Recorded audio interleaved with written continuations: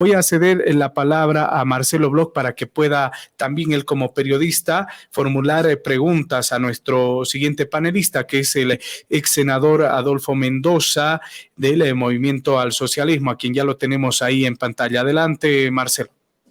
Gracias, Adair. Un saludo grande a Adolfo, así como a Willy. Adolfo, quería hacerte la siguiente consulta, viendo ya, estando a más de 48 horas de haber concluido el proceso de votación como tal en Bolivia. Hay una impresión de que este proceso electoral municipal y gubernamental, o sea, de gobiernos departamentales, ha tenido muchas torpezas en su andamiaje, desde el mismo hecho de habilitar y deshabilitar y volver a habilitar a candidatos. Y específicamente en el Tribunal Electoral Departamental de Cochabamba se ve la torpeza porque el presidente de este tribunal como que está esperando una resolución de un tribunal constitucional, cuando el mismo tribunal electoral tenía todas las herramientas para poder habilitar y tenía todos los elementos, sobre todo sobre la mesa, para poder inhabilitar a un candidato. Y ahora está esperando que este candidato, o en todo caso está esperando que el Tribunal Constitucional emita un fallo para tomar una decisión. Bueno, con todos estos antecedentes, Adolfo, ¿te parece que ha habido mucha desprolijidad en este proceso eleccionario? Una cosa es cuando se comprende que debe existir una doble lectura, una lectura política y una lectura, llamémosle técnica, jurídica, de un proceso político. Pero yo parto de la visión del principio que se trabaja en ciencia política, en sociología política, que toda decisión jurídica es inmediatamente una decisión política. Y al revés, toda decisión política es inmediatamente una decisión jurídica. Por tanto, las decisiones de habilitar o inhabilitar tienen que relacionarse con el campo de fuerzas, con la relación de fuerzas institucional y con, por supuesto, otro tipo de pulsiones que exceden el ámbito estrictamente llamado técnico. Solamente los que tienen una visión de la democracia procedimentalista, muy ligada a la democracia representativa liberal como procedimiento, son los que pueden atreverse a hacer esta distinción entre decisión jurídica y decisión política. La decisión del Tribunal Supremo Electoral fue una decisión política, y fue una decisión política en dos órdenes. Primero, respecto del sentido que carga la habilitación de Manfred Reyes Villa en la ciudad de Cochabamba, y segundo, por el carácter de la demanda presentada ante el Tribunal Electoral respecto de la inhabilitación del señor Manfred Reyes Villa. Si es que se hubieran ingresado algún otro tipo de argumentos, como por ejemplo el de la residencia, hubiéramos tenido un caso más o menos parecido al de la inhabilitación por parte del Tribunal Supremo Electoral en las elecciones de octubre del pasado año, de nuestro expresidente Evo Morales como candidato a senador. Sin embargo, ahí hay algunas previsiones, no pueden actuar de oficio, tienen que esperar la incorporación de una demanda, hay sentidos de preclusión. La pregunta es por qué en su momento no se presentaron estos otros argumentos. Tal vez ahí gire el meollo de la cuestión. Por tanto, se trató de una lectura política, tanto del Tribunal Supremo Electoral como de las propias fuerzas que participaron en las elecciones, de todas las fuerzas que participaron en las elecciones para las autonomías departamentales, regionales y municipales. Otro de los resultados de las elecciones llamadas subnacionales es que se está demostrando que en esta coyuntura el MAS y PSP no es la fuerza más grande en Bolivia, es la única fuerza política de alcance nacional. Y hay una cualitativa diferencia entre ser simplemente la fuerza más grande en el escenario nacional y ser la única fuerza política de alcance nacional. Esa es la diferencia de estas elecciones municipales respecto de las elecciones municipales del 2015. En 2015 teníamos a los supuestos demócratas, a los verdes, teníamos adicionalmente a Unidad Nacional y un poco por ahí, con mucha presencia en La Paz, a Solvó. Unidad Nacional y los verdes tenían estructuras de alcance nacional. Estas estructuras de la derecha se han quebrado. Y en esta elección, los resultados muestran que hay una sola fuerza política de alcance nacional y ese es el movimiento al socialismo. Pero además, en términos subnacionales, es la fuerza más importante.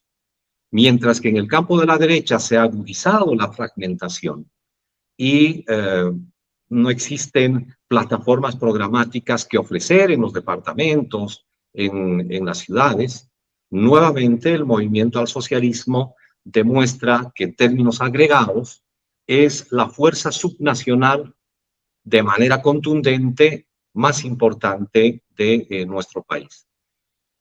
Dicho esto, podemos entender ahora sí cuál el alcance de esta impresionante capacidad de representación nacional en el movimiento al socialismo. ¿Cuál es el límite?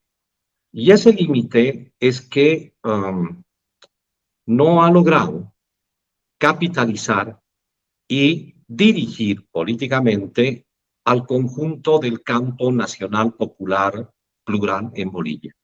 Hay algunas expresiones que no son necesariamente neoliberales, como las que se expresa en los resultados electorales, para poner un ejemplo menor, en Potosí.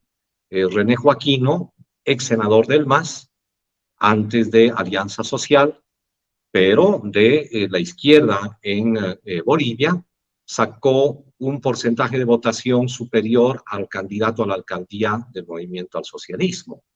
Entonces, este nada más es un ejemplo para indicar que lo nacional popular plural, que fue aquello que recuperó la democracia en octubre del año pasado con la victoria de nuestro presidente Luis Arce Catacora, eso nacional popular plural excede a la propia representación del movimiento al socialismo. Hemos entrado entonces en una otra coyuntura donde la fortaleza de lo nacional popular es lo que marca tanto la elección nacional como las elecciones subnacionales. Más allá de estos intentos de reciclaje de las vertientes golpistas y antidemocráticas en nuestro país. La fortaleza de lo nacional popular es algo que queda sobre la mesa y veamos cómo se establecen los tejidos de alianza entre distintas formas de representación de lo nacional popular plural.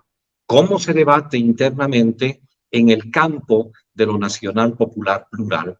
La forma partido, la forma movimiento social, la forma sindicato, la forma comunidad, porque entre estas formas se debatieron las candidaturas y finalmente algunas resultaron por fuera y se presentaron por fuera y fueron victoriosas en algunos escenarios locales. Pero el objetivo es indicar que por el momento no ha disminuido la fuerza de lo nacional popular plural, se cierra el ciclo de la recuperación de la democracia y el movimiento al socialismo, pese a ser la única fuerza política con alcance nacional y la principal fuerza política en términos subnacionales, todavía le excede el campo de lo nacional popular plural. Es algo que sí debemos discutir y yo diría incluso en un tono distinto de lo que se está reflejando en las redes en este momento, en términos de si hubieron o no selección de buenas candidaturas o no. Creo que el tejido de lo nacional popular plural nos está indicando otra cosa, nos está indicando tal vez la necesidad que en los espacios locales se haya abierto el espacio a otras expresiones también del campo popular, pero que no son del movimiento al socialismo. Ahora bien, De todas maneras, eso no queda allí. Parte de estos señores que de pronto quisieron ir por otra candidatura, incluso que resultaron ganando alcaldías, forman parte de esquemas muy complicados, oportunistas, y que en algunos casos negociaron con el gobierno de facto de la señora Yanine Áñez. Entonces están expresando un poco el rostro conservador de lo nacional popular plural. Y hay también otras tensiones internas que indican que estos sectores oportunistas no solamente tienen ya su expresión en el nivel central del Estado, en las empresas estratégicas, como un recuerdo de una actitud, no quiero usar el término clientelar porque es otra circunstancia, pero que sí se aprovecharon oportunistas de la propia gestión anterior del movimiento al socialismo antes del golpe de Estado y que de pronto se han encostrado en el manejo del aparato estatal y terminaron aliándose con quienes empezaron a dirigir estos espacios públicos con el golpe de Estado de noviembre del 2019. Esos sectores que resultan también conservadores en torno de lo nacional popular y de las propias expresiones políticas del campo popular y del MAS y PSP, nos están mostrando que necesitamos otros resortes institucionales para enfrentar la política hacia adelante, la política como espacio de encuentro. No caería mal que el movimiento al socialismo organizase casi de manera inmediata una comisión de la honestidad y pícaro que es encontrado en actos de corrupción, en alcaldías, en gobernaciones, donde sea puesto en la congeladora, se le retire momentáneamente su militancia hasta que demuestre que es inocente.